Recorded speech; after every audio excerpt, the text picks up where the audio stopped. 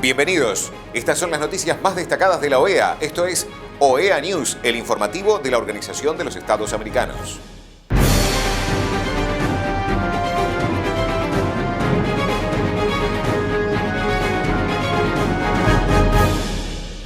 Es momento de compartir los títulos de las noticias más importantes que vamos a estar brindando a ustedes. Consejo Permanente y CIDI analizan resiliencia tras la pandemia de COVID-19. Diálogo de políticas, corrupción y COVID-19. Quinto conversatorio sobre derecho interamericano en tiempos de pandemia. INOEA 93 aniversario. Aprendiendo y enseñando sobre nuestros derechos. Declaración Americana sobre Derechos de Pueblos Indígenas. El director regional para América Latina y el Caribe del Programa Mundial de Alimentos de las Naciones Unidas, Miguel Barreto, participó de la sesión conjunta del Consejo Interamericano de Desarrollo Integral con el Consejo Permanente para analizar la resiliencia tras la pandemia del COVID-19. En la lucha contra la propagación del COVID-19, la mayoría de los países de América Latina y el Caribe han adoptado medidas preventivas que van desde el aislamiento social hasta el cierre de aeropuertos y fronteras.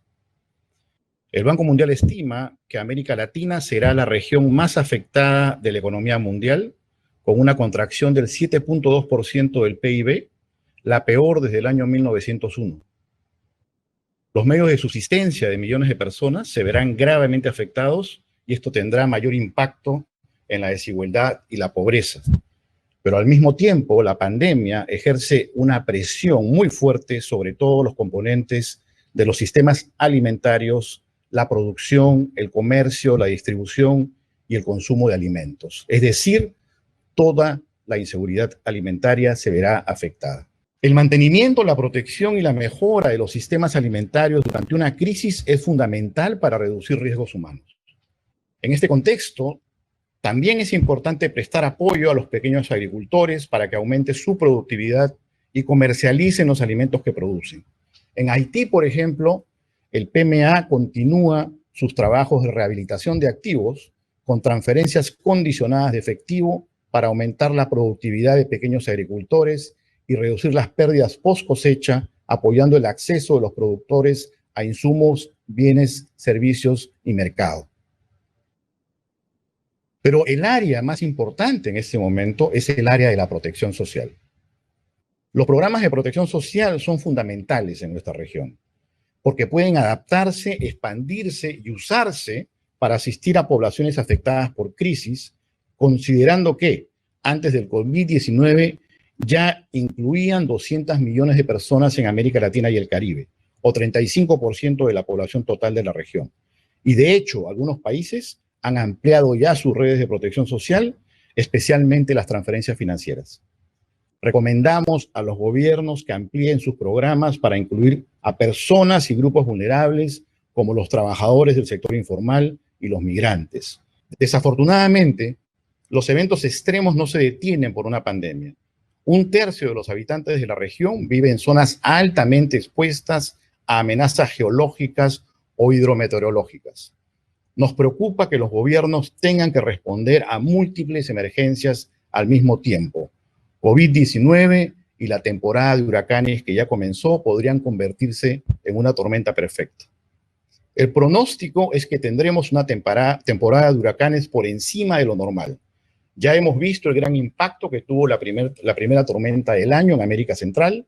En El Salvador, el PMA apunta a asistir en este momento a 150,000 personas afectadas por la tormenta tropical Amanda, pero alrededor de 350,000 están en situación de inseguridad alimentaria en los municipios más afectados por esta tormenta.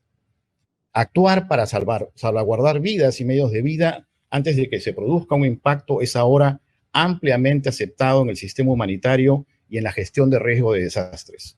En Guatemala, por ejemplo, estamos trabajando en iniciativas de microseguros para el sector agrícola dirigidas a agricultores vulnerables en el corredor seco.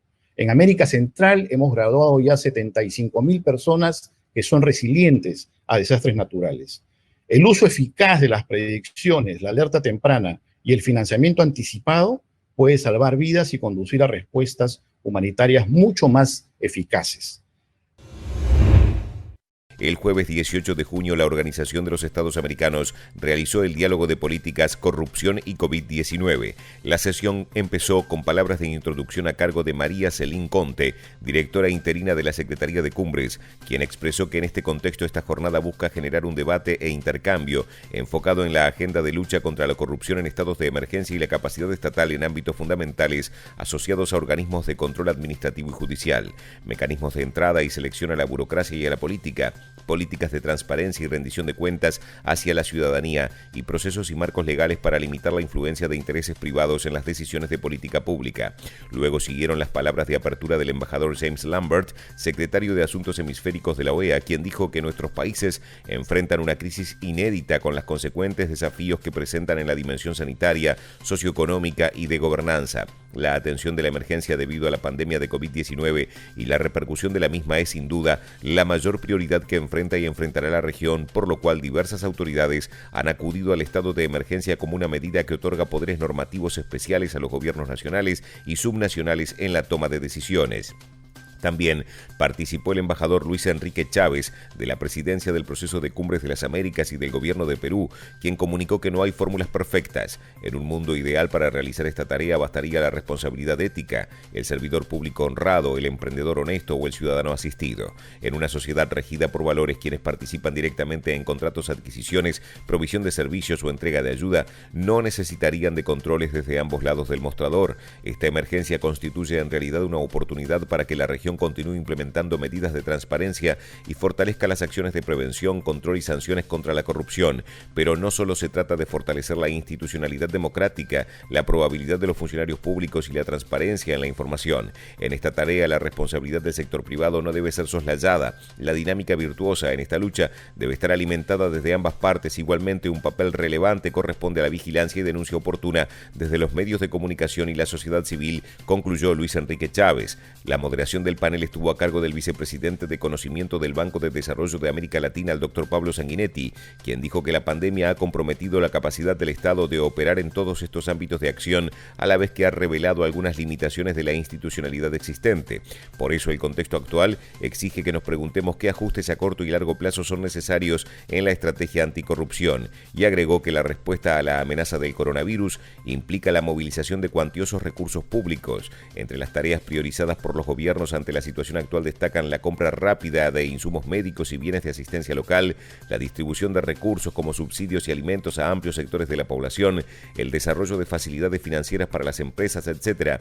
Así, ha aumentado el volumen de los recursos manejados y la discrecionalidad para hacerlo en distintas instancias del Estado. Uno de los principales ponentes fue el Procurador General de la Nación de Colombia, el doctor Fernando Carrillo, quien señaló que a nivel de los gobiernos locales nos encontramos con las prácticas tradicionales, el abuso de poder y el abuso a nivel de la contratación, como el pago de deudas de campaña, todo bajo la justificación de la pandemia. Y también dijo que la corrupción está atacando los derechos de los ciudadanos, como el derecho a la salud y a la supervivencia. Es indispensable evitar el abuso y hablar de las víctimas de la corrupción. Por último, la secretaria de Integridad Pública de la Presidencia del Consejo de Ministros de Perú, la doctora Susana Silva Hasenbach, expresó que la transparencia puede crear situaciones que algunas personas no quieren aceptar, pero en Perú se ha abierto información para público, aunque haya generado críticas. Por lo tanto, se han integrado 3 temas. El primero es el acceso a la información, el segundo es el control interno y el control concurrente, pero el elemento importante es el control social. Por eso es importante pedir a los stakeholders que ayuden a iluminar actos de corrupción. La denuncia es un elemento importante. Sin esto no podemos generar un valor agregado en la lucha contra la corrupción, especialmente en el contexto tan difícil como en el que nos encontramos. La denuncia implica desarrollar mecanismos para escuchar reportes de denuncia de la ciudadanía para poder tomar acciones, dijo. La Organización de los Estados Americanos realizó el 5º conversatorio sobre derecho interamericano en tiempos de pandemia. Durante el conversatorio se señaló que las herramientas formales e informales de cooperación jurídica internacional son esenciales para superar la naturaleza transnacional de los delitos cibernéticos y asegurar la prevención y producción de evidencia electrónica en la investigación y persecución de criminales. La directora adjunta de la Fiscalía General, jefa de la Unidad de Delitos Cibernéticos y Forenses Digitales en la oficina de la Fiscalía General de Jamaica, Andrea Martin, dijo que con el COVID experimentamos algunos retrasos retrasos en las órdenes judiciales debido al cierre de los tribunales. Sin embargo, para fines de emergencias pudimos enviar solicitudes de preservación a través de canales informales y formales. Debido a la naturaleza de los delitos cibernéticos, también hemos trabajado en ciertas fases de nuestras investigaciones con medios formales e informales para procesar delitos cibernéticos, señaló. El asesor jurídico interino y director de la Unidad Asistencial Legal Mutua y de Asuntos Cibernéticos del Grupo Asistencia Internacional del Departamento de Justicia de Canadá, Matthew Williams, expresó que Canadá es parte en 35 estados bilaterales de asistencia mutua. También ha ratificado numerosos instrumentos multilaterales incluidos en la Convención Interamericana sobre Asistencia Mutua Legal y la Convención de Budapest. Estos se usan con frecuencia en las interacciones con los estados con los que no tenemos un tratado bilateral, dijo. El exmiembro del Comité de los Derechos del Niño, Norberto Lipski, saludó el 93 aniversario del Instituto del Niño, la Niña y Adolescentes de la OEA. Con muchísima alegría el 93 aniversario del Instituto Interamericano del Niño. A lo largo de los últimos 35, 40 años, profesionalmente he tenido la oportunidad de acompañar bajo distintas modalidades e instancias el desarrollo de esta institución. Valoro que allí hace 93 años, hombres como el doctor Morquio en Uruguay y otros pediatras y pedagogos de nuestra región dieran origen a lo que hoy es el Instituto para toda América y para acompañar a nuestros niños en sus derechos. La embajadora de Buena Voluntad de OEA, Patricia Velázquez, presenta Aprendiendo y Enseñando sobre Nuestros Derechos, Declaración Americana sobre Derechos de Pueblos Indígenas. Hola, soy Patricia Velázquez, embajadora de Buena Voluntad por los Derechos de los Pueblos Indígenas por la Organización de los Estados Americanos, la OEA, y orgullosamente Wayuu. En esta ocasión quiero dirigirme directamente a mis hermanos y a mis hermanas indígenas. ¿Creen que es importante aprender y enseñar sobre nuestros derechos? Tiene toda la razón. Es sumamente importante aprender y enseñar nuestros derechos, en especial en un contexto de emergencia como la actual, en donde un número significativo de nuestra gente está sintiendo un impacto desproporcionado por la pandemia. Es por este motivo que todas y todos debemos conocer la Declaración Americana sobre los Derechos de los Pueblos Indígenas. Me imagino que algunos de ustedes se preguntarán, ¿y qué es esa declaración? Es una herramienta jurídica adoptada además por la OEA que reconoce nuestros derechos como pueblos indígenas. Por este motivo debemos conocerla, aprenderla y enseñarla para apropiarnos de nuestros derechos y exigir su cumplimiento. Para aprender y enseñar sobre estos derechos, tengo mucha alegría en presentarles esta publicación que se llama Aprendiendo y Enseñando sobre Nuestros Derechos, Declaración Americana sobre los Derechos de los Pueblos Indígenas. En esta publicación van a poder conocer aún más sobre nuestros derechos y tendrán herramientas para enseñarlos en nuestros pueblos, en nuestras comunidades. Y recuerda, si conocemos nuestros derechos, podremos defendernos ante cualquier potencial violación de nuestros derechos y también exigir su incorporación en las leyes, las políticas y los programas de los estados. Así como el machete que nos ayuda a trabajar la tierra para tener nuestros alimentos. Asimismo, conocer y enseñar sobre nuestros derechos nos va a ayudar a lograr el tan ansiado buen vivir. Aprende y enseña sobre nuestros derechos.